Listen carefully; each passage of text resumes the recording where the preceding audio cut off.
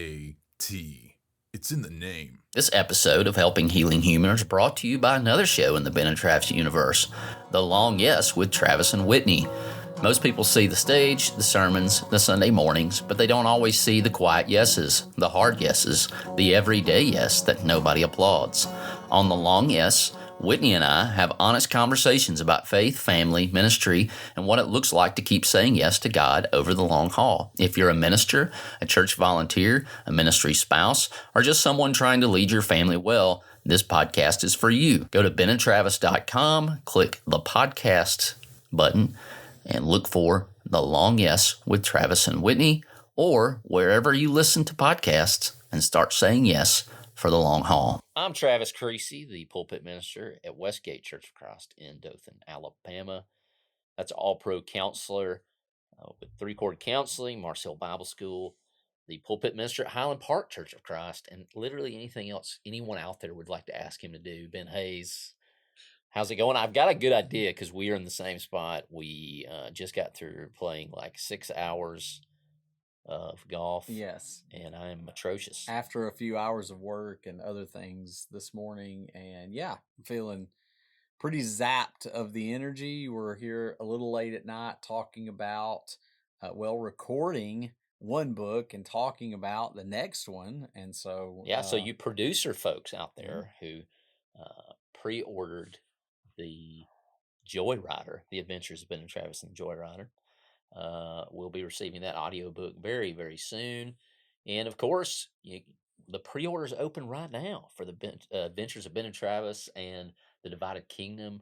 That means you can pre-order at the producer level and you will get the audiobook version of that. We've already had several people do that. And of course, today, Ben, we have a very honored guest, honored as in he's with us. We're honored to have him with us. I mean, that's not what or I'm maybe at, but he's sure, that's honored okay. to be Jacob here. Hennigan. Thank you. But Jacob Hennigan has joined us again, and we always love when you join us. For those of you that are uninitiated of who Jacob Hennigan is, you should. You might know him better as the Pizza Man from Challenge Youth Conference or Bo Diddley Christian Bob. Camp. Bo Diddley Bob is another AKA, also known as. Is that what AKA yes, stands for? There you go. And so he's here to do a little chatting and chewing, probably more chatting. Shout out Chat and Chew, which is not a sponsor. No, but they kind of almost get a little shout out in the book. In the Joyrider. Yeah. The Ice Creamatorium is a little bit of a shout out. The Vienna sausage flavor ice cream, I don't think is on their menu. I don't think they have that. But Jacob, how you been, man? What's been going on? I know that you, you're not just an artist on the Adventures of Ben and Travis. You're doing all kinds of stuff. You go to Comic Cons, go to different things. Indeed. Take care of cows. I do. Yeah, keeping all the of roads those hot. things. How's that all been going? Pretty good. I just got back from Huntsville Comic Con, which it's the Huntsville Comic Pop Culture Expo or something. It's Expo instead of Comic Con, but it's a comic convention in Huntsville, Alabama. Had a lot of stars at that. I saw several people. I was they very had. jealous. I was like, man, there's some people I'd like to meet there. They usually do pretty good at getting bigger name people to come and be guests. This year they had some big name people, and going through the guest list, I was like, man, this is a lot. And then a bunch of them dropped out before the comic convention happened, which kind of worried me. I was like, oh, there might be something bad going on behind the scenes. There might be a storm a brewing. But I got to the convention and it was great. It was actually, it's probably going to be my best convention of the year. I did way better than last year, and at Huntsville Comic Con last year, I did pretty dadgum good. So, I can't complain a bit. So if your area has one of those, you might see Jacob Hennigan. Possibly, maybe so, perhaps. Yeah. So go by. Be sure to go by and say hi if you see him. He is a very talented human being. There were several people I was there just in the crowd. My booth was one of many there at the Comic Con. But there were some people that came up to me and said, oh my goodness, I recognize you from CYC. Oh my goodness, I recognize you from Lads to Leaders. Yeah. Oh my goodness, you go to Maywood, don't you? That's so cool. there are So some. they were coming through, and my question about that is like, what is it exactly that you do at the Comic Cons? Like, because I know a little bit about what you do as far as your artwork, but tell us a little bit about like why you go to those. How does that help your And also give us a art plug on business? where they can see your stuff online. Oh well, you can see my stuff, and actually, I just posted some commissions that I did at Huntsville Comic Con on my social media, on Facebook and Instagram. It's the exact same. It is Jacob underscore Hennigan underscore art. That's the same thing on Facebook and Instagram. Once I get to the convention, I'll have an artist booth and I'll have posters and prints that I have for sale. So that would be fan art of Yeah. like Lord of the Rings or Superman or Wolverine, et cetera, et cetera. That I have if people just come up and they want to buy a poster. But I also have comic books that I have put together. I have Ben and Travis books for sale there.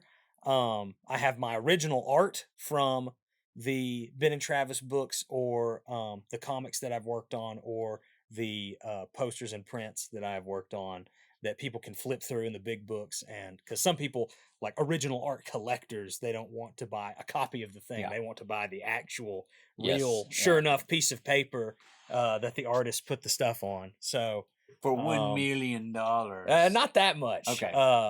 Yet. Yet, I Maybe like that. one day. But I like that. Remember Jacob when? I have them priced a little more humble than that. Little more humbly. I like to think of myself as a very humble person. Perhaps the most humble person that has ever lived. I prize myself for my humility. It's an extra level of humility when you leave the H off. Yes, indeed. Humility.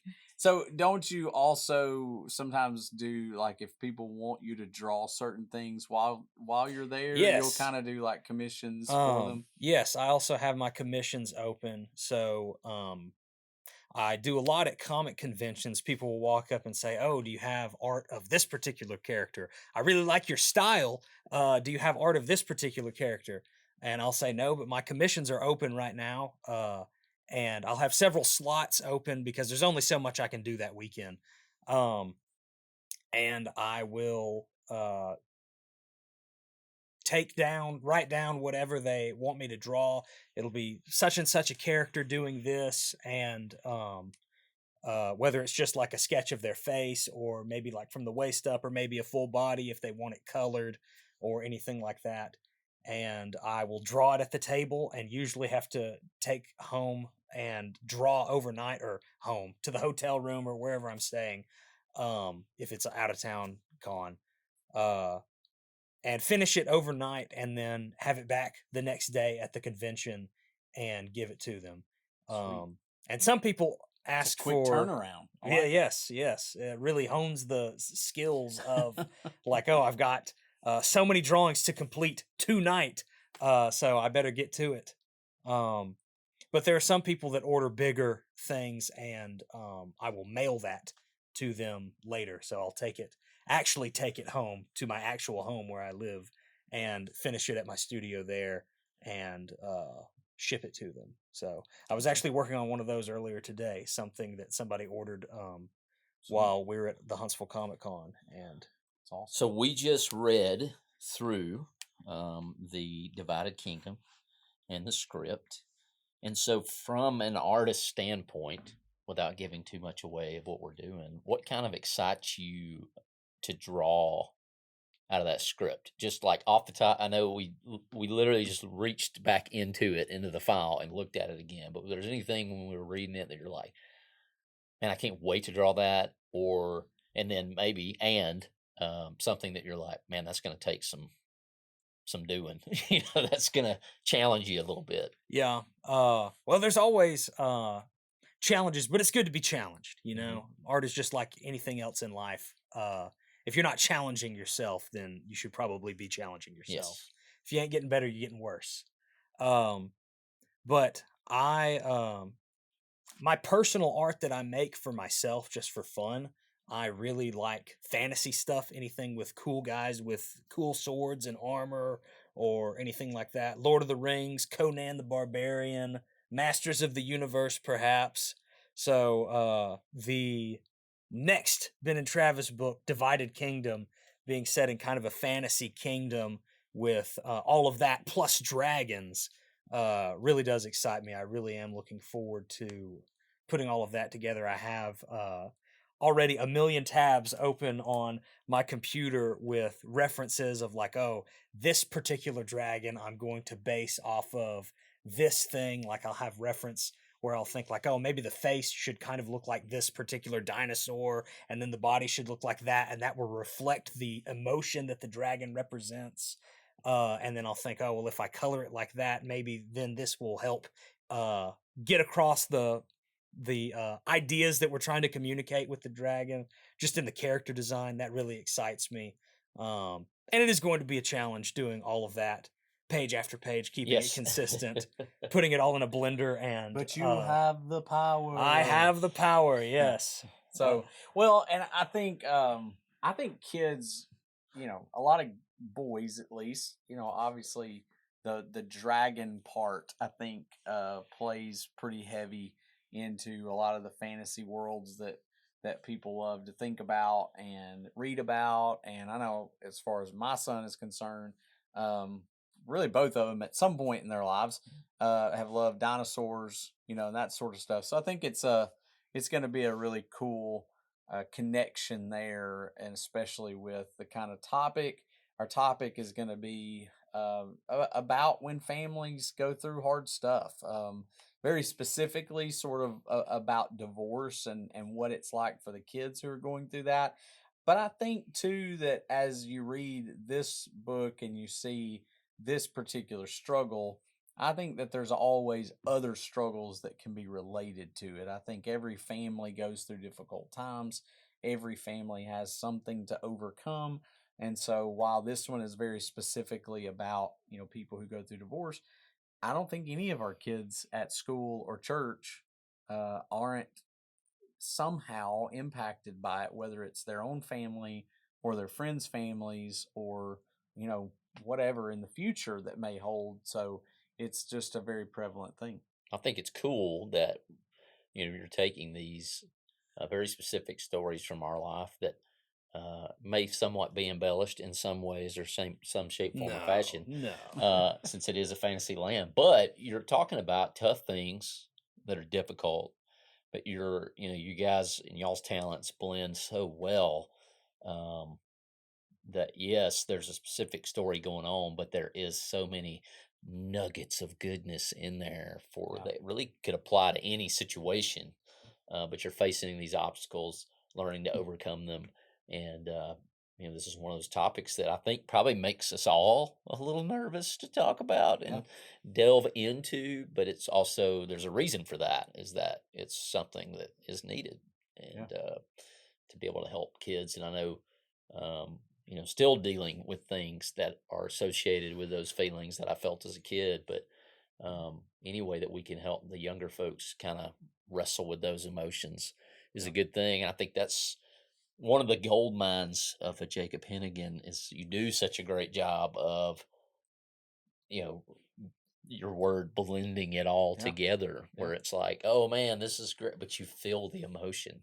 Yeah. And you let the kid feel it, and the pictures do so well with that, and that's what we've just been so happy about with Jacob's art is bringing in, like, it's such another level. Like, we can write a script and we just read through the script, but I know once we see the script with the pictures, it's a whole nother ballpark, and it's going to be phenomenal. And I've had kids question every time I've read this book at school.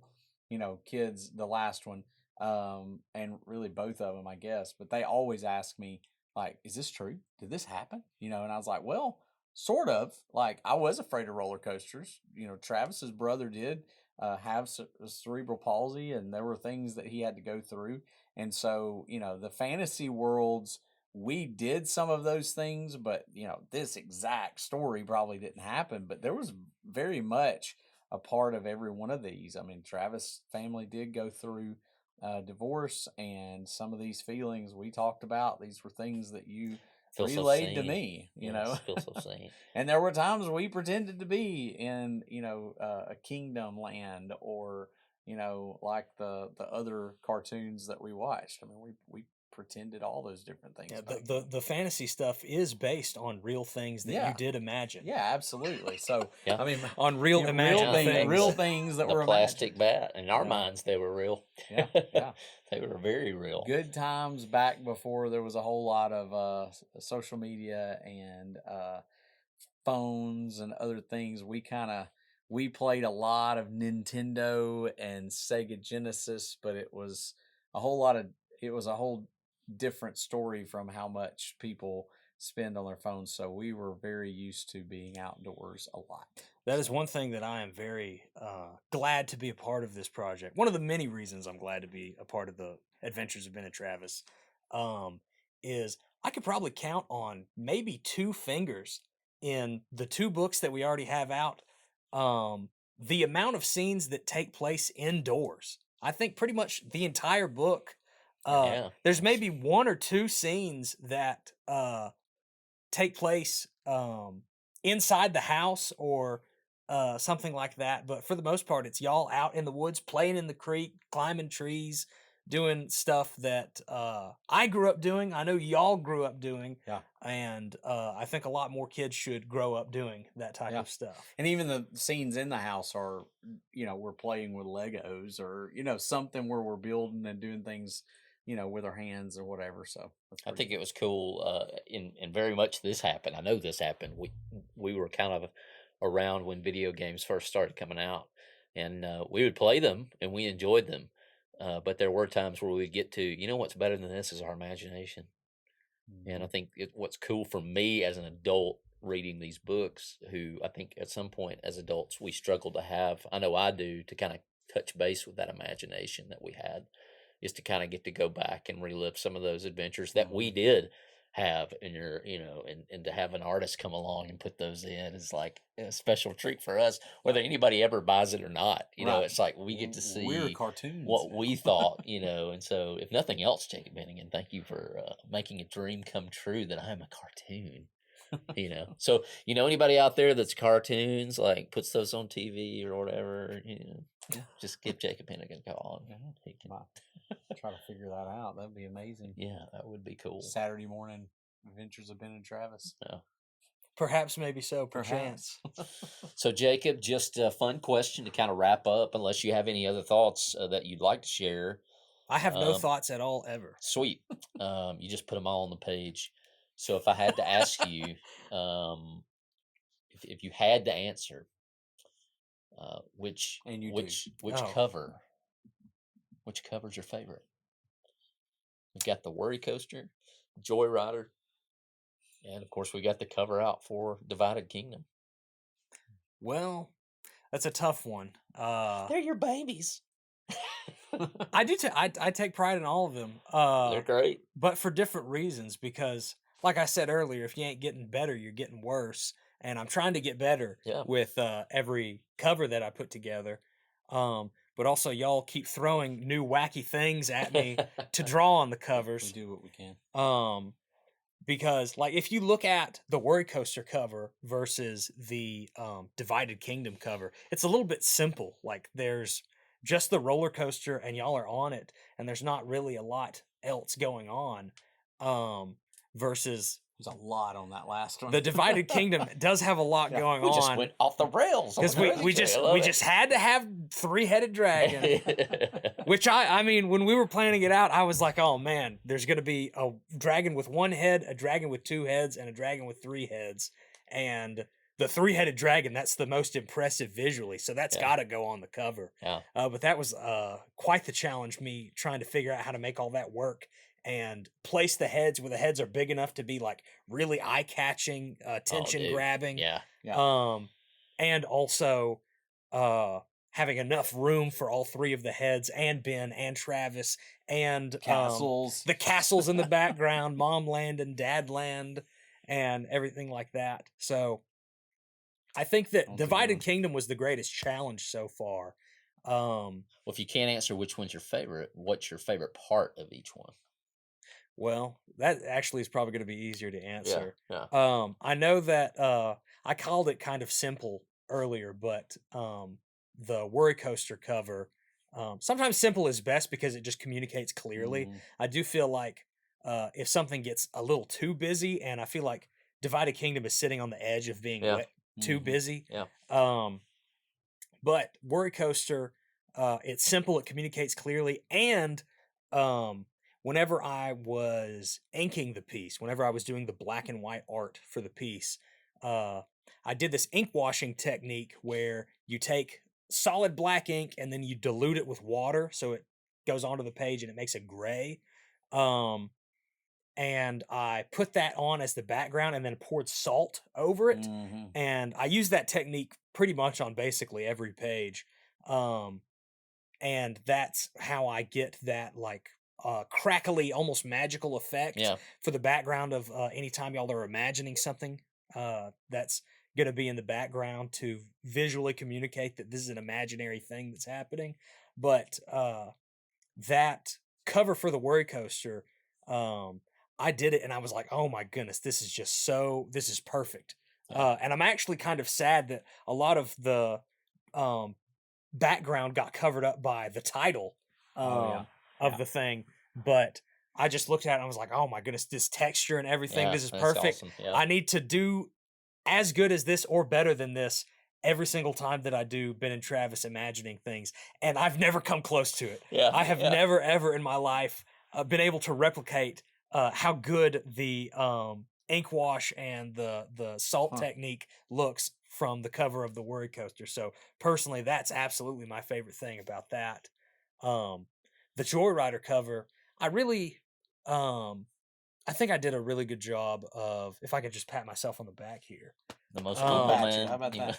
Yes, the most humble man. But I think I did a pretty good job of making the monster truck like communicating speed. The it's kind of hard to The wheels make spinning and all a that, static two-dimensional image that is sitting flat on the piece of paper and not moving at all and still communicate hot That it's nasty moving. speed. To Yeah. communicate The monster boogity, trucks, boogity. yeah, boogity boogity boogity, let's go racing, boys. I think I did a pretty good job of that with the monster truck I and the agree. wheels flying Yeah. and the mud flinging, and then also with Ben Travis and Bradley Speeding flying in front of them. yeah, catching some air, going airborne. Which for the artists at home, for the folks at home that are interested in art, if you're ever drawing a vehicle of any sort that you're wanting it to appear as if it is traveling at an incredible rate, get all four There it is. tires off the ground. It just instantly makes it feel like Nice. it's just You don't really get this anywhere moving. else, folks. Yes. Nowhere else. Yes, Nowhere indeed. else. Tune in. Um, You go ahead on Divided Kingdom. Did you mention something on there? I feel like I've talked about it a whole lot, which I mean, it's heavy on my mind right now because that's the thing that we're all working towards. Yeah. But the Divided Kingdom, I think I did pretty good with the character design of the dragon, Yeah. the big evil, scary. Well, it definitely fun to dragon. me has a movie poster feel. I'm just skipping right past the cartoons. Let's just go to the movie. Very much a movie poster feel. If I don't want to get one of those tightest headlocks in the world, I would have to say Joyrider's my favorite cover. Yeah, Otherwise, that's Bradley really may hold that against me. But Ben, if I'm, you'd like to point out something about all of them, or you can pick a favorite. Just real quick, right? because I don't want to take up all that time, but I love the actual Worry Coaster, like the little phoenix or whatever it is that's The devil bird. head, the devil bird. Like I loved that, and I think it's just the nostalgia of that was our first one. Like you just see it, and it was awesome. So I love that one. I loved. Obviously love the truck, but I think I loved so much how you captured Bradley to a T. I mean, like perfect. The first time I saw the way you drew him with the wheelchair That's Bradley and his arms and just the way he sits, like I was like, man, that's Bradley probably thought you phenomenal. went a little light on the biceps. Yeah, But he other than probably that, I wanted think you're some Perhaps, good. possibly. guns. And then on the Divided Kingdom, I like the, you know, I guess, I mean, I love the dragons, but I love the swing, like the swinging on the rope, and I thought He's that about to was get really me. cool. Yeah. He's about to And it's get just me. the fact that every one of the covers, kind of portrays something very different, which is what they're supposed to do. But it's like I'm terrified in the first one. We're all joyful in the second one, and in the third one, Travis looks like he is, scared to death. We're cutting and I'm this like, a little close. let's We're go. cutting this a little close. Yeah. Cutting this a little close. Yeah. So anyway, But Jacob, I appreciate you joining us. This is week 1. We're going to put a little tag on the end. Ben put together a little information for everybody about some of the things that he uses in his mental health work for young people. And I'm sure it's not only just for young people, it helps us older or young at heart, I might put it. So be sure to stay tuned for that. But guys, I appreciate you joining me. And as always, Jacob, it's always a pleasure. Well, thank you. The pleasure is all mine. Oh, nice. If you had half as much fun as I did, that means I had twice as much fun as you. And let me tell you, I've been having fun here on the Ben and Travis podcast. Here's your weekly Adventures Toolkit, where we explore various toys, books, and techniques used by children's counselors that you can use at home to connect with your kids and help to navigate all those big emotions and daily struggles. Some of the things I look at are games that you've heard of before, everyday games that you might have played since you were a kid that can be used in therapeutic ways. Other resources have been built for very therapeutic purposes, so I hope you enjoy. The one today that we're going to talk a little bit about is the tray of stacking rocks. As you can see here, there are many different sizes of this that you can get. You have probably seen this sort of thing in pictures or, where people have gone by the creek and you can just get rocks on the side of the creek bed. I've been to creeks before where people have stacked them up, but of course you can order these little trays. This one is just a cardboard tray with some sand in it, and you just stack the rocks. And part of that is just a relaxation technique, just to focus a little bit. They're all a different kind of shape and size. You could probably bring your own rocks to it. Some of these kits that I think I've seen them at Hobby Lobby, you can buy them and they come with all of the things with it. This particular one's got a couple of cats that are with it. Not sure if they came that way or if my coworker got some to put with it, but you stack the rocks. You have a little rake that you can kind of scrape the sand with. Of course, sand is always kind of a little bit fun to play with anyway. But you get this maybe as a calm down technique for the kids, maybe just something for them to do, spend a few hours. It's kind of amazing how many kids like to get it, smooth out the sand, try to stack the rocks, try to figure out how to configure them in different ways. But just kind of a cool down technique if you need it. And so that is our adventurer toolkit for the week. Thanks for being with us for this episode of the Helping Healing Humor podcast. Be sure to download our free ebook, 28 Days of Focused Living, at benandtravis.com and receive all of our Helping Healing and Humor extra content directly in your inbox. We look forward to having you join us at the same Ben and Travis time, same Ben and Travis channel.